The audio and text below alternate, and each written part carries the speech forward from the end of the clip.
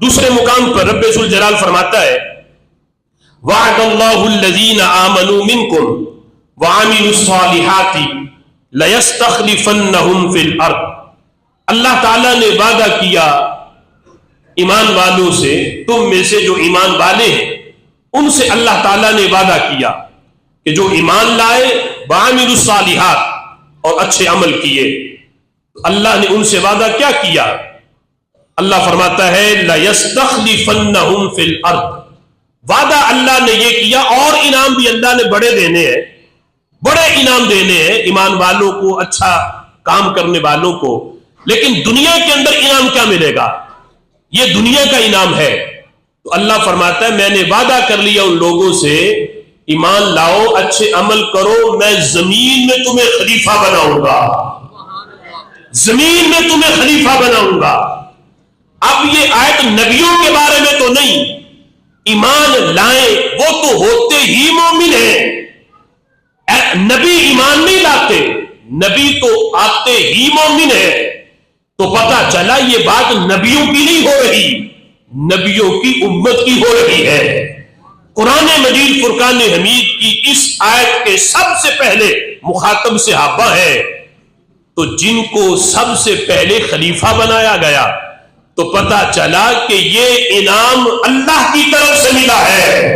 حضرت صدیق اکبر کی خلافت بھی قرآنی ہے۔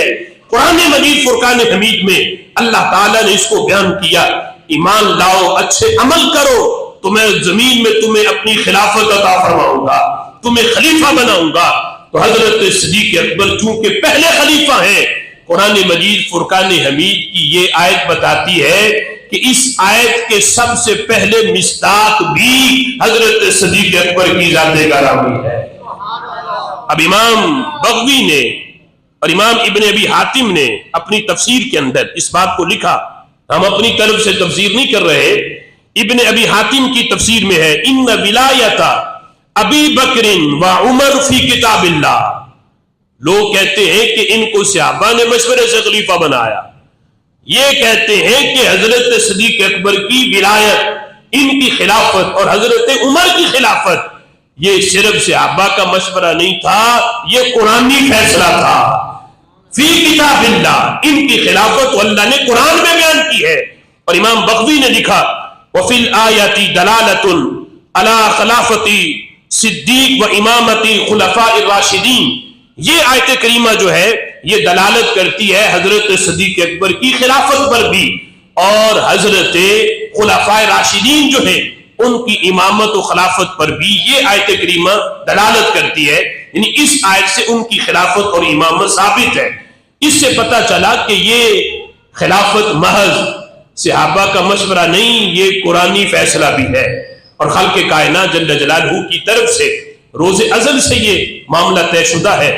تیسرے مقام پر خالق کائنات جل جلالہ قرآن مجید فرقان حمید کے اندر ارشاد فرماتا ہے للفقراء المہاجرین الذین اخرجوا من دیارہم واموالہم یبتغون فضلا من اللہ ورضوانا وینصرون اللہ ورسولہ اولئک هم الصادقون۔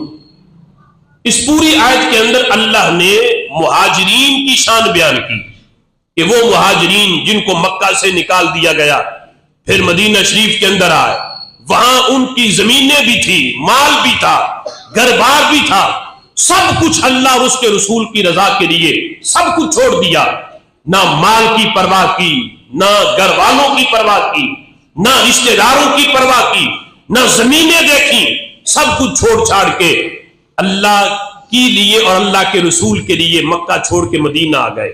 اللہ کے اس وقت مکہ چھوڑنا صحابہ کے لیے بڑا مشکل تھا، لیکن اللہ کا حکم آیا، اللہ اور اس کے رسول کی مدد کرتے ہوئے مہاجرین مدینہ شریف پہنچے، تو اللہ نے انہیں انعام دیا۔ اللہ فرماتا ہے اولئک هم الصادقون، فرمایا یہ جتنے مہاجرین ہیں سارے سچے ہیں، اولئک هم الصادقون، سارے سچے ہیں۔ اب مہاجرین نے یہ کام کیا، اگر معاذ اللہ چونکہ اللہ کا علم تو ازلی ہے، اس وقت اگر مہاجرین سچے تھے اور معاذ اللہ بعد میں انہوں نے جھوٹا ہو جانا ہوتا، اللہ تعالیٰ کبھی بھی اس کو قرآن کا موضوع نہ بناتا. آج قاری نماز میں مصلی رسول پہ کھڑے ہو کے آج بھی کہتے اولئک هم الصادقون، سارے مہاجرین سچے ہیں. تو اللہ کو یہ بھی پتا تھا کہ میرا کلام تو قیامت تک رہنے والا ہے، قیامت تک اس نے پڑھا جانا ہے. آج معاذ اللہ اگر کوئی یہ کہے کہ یہ اس وقت کی بات ہے، اس وقت مہاجر سچے تھے اور آج مہاجرین معاذ اللہ سچے نہیں، تو اس سے تو قرآن کا جھوٹا ہونا لازم آئے گا. پھر تو ان کا اعتراض جو قرآن کے منکر ہے سچا ہو جائے گا کہ قرآن کے اندر تو معاذ اللہ جھوٹ بھی ہے. لیکن ہم کہتے ہیں کہ جس طرح قرآن نازل ہوا، جس طرح اس وقت سچا تھا، آج بھی قرآن کی ہر آیت سچی ہے. مہاجر اس وقت بھی سچے تھے، مہاجرین آج بھی سچے ہیں. اور آج اگر کوئی یہ کہے مہاجرین تو سچے ہیں، اس لیے ہم کہتے ہیں مہاجرین کی سچائی میں یہ بات بھی آتی ہے کہ انہوں نے حضرت صدیق اکبر کو کہا ہے یا ابا بکر خلیفۃ رسول اللہ. حضرت صدیق اکبر کو رسول اللہ کا خلیفہ مانا، حضرت عمر کو امیر المومنین مانا، حضرت عثمان غنی کو امیر المومنین مانا. یعنی مہاجرین کی باتوں میں ایک بات یہ بھی ہے، اور اس کی تصدیق اللہ نے روز ازل سے ہی فرما دی ہے کہ میرے مہاجرین جو ہیں جنہوں نے میری رضا کی خاطر گھر بار چھوڑا ہے، یہ آج بھی سچے ہیں، قیامت تک سچے رہنے والے ہیں. اگر مہاجرین معاذ اللہ جھوٹے ہوتے تو حضرت صدیق اکبر کو خلیفۃ رسول اللہ کہنا ان کا یہ درست نہ ہوتا. قرآن کو سچا ماننے کے لیے یہ بات لازم ہے کہ ان کی ہر بات کو سچا مانا جائے، اور ان کو سچا تب مانا جائے گا جب صدیق اکبر کو پہلا خلیفہ مانا جائے. تو قرآن مجید فرقان حمید کی یہ آیت کریمہ بھی حضرت صدیق اکبر رضی اللہ تعالیٰ عنہ کی خلافت کے اوپر واضح دلیل ہے.